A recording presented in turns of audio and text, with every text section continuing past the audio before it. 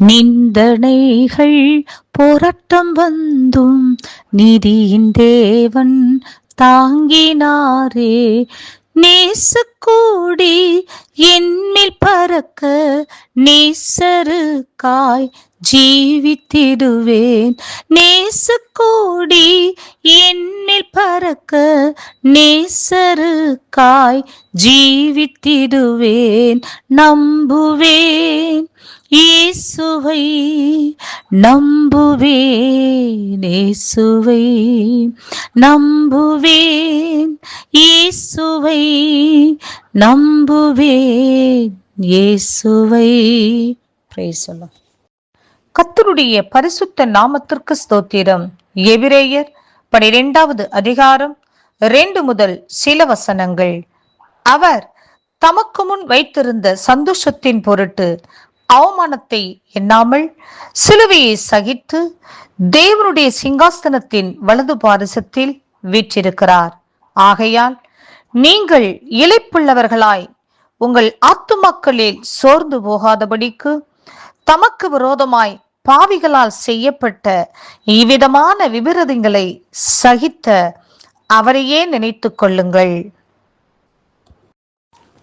பிரியமானவர்களே, ஆண்டவராகிய இயேசு கிறிஸ்து தமக்கு விரோதமாய் பாவிகளால் செய்யப்பட்ட கொடூரமான துரோகமான வேதனையான காரியங்களை கர்த்தர் சகித்து அவருக்கு ஏற்பட்ட அவமானத்தை அவர் எண்ணாமல்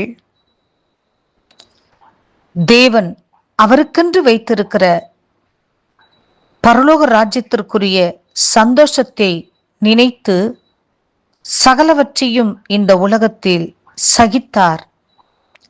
பிரியமானவர்களே, இந்த நாட்களில் நீங்களும்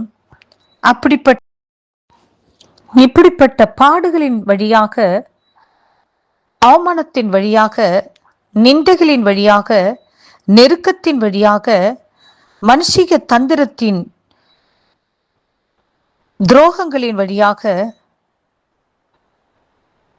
ஆண்டவராகிய இயேசு கிறிஸ்துக்கு விரோதமாக பாவிகளால் செய்யப்பட்ட பலவிதமான விபரீதங்களின் வேதனைகளின் துக்கத்தின் வழியாக அவர் கடந்து சென்றது போல இந்த நாட்களில் நீங்களும் கடந்து செல்லலாம்.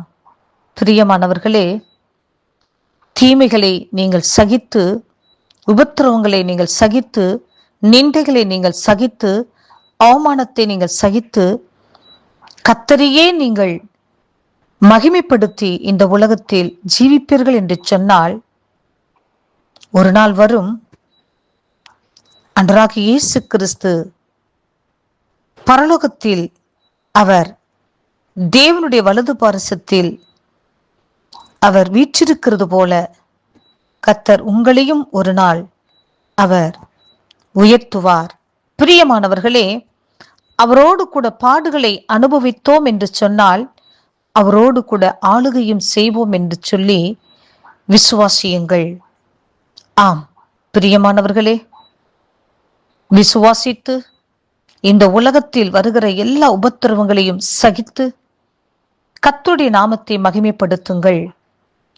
யோபு எல்லா உபத்திரவத்தையும் சகித்தார், இரட்டத்தனையான ஆசீர்வாதத்தை பெற்றுக்கொண்டார். யோசேப்பு எல்லா உபத்திரவத்தையும் சகித்தார், எகிப்துக்கு அதிகாரியாக வரும்படி கர்த்தர் உதவி செய்தார்.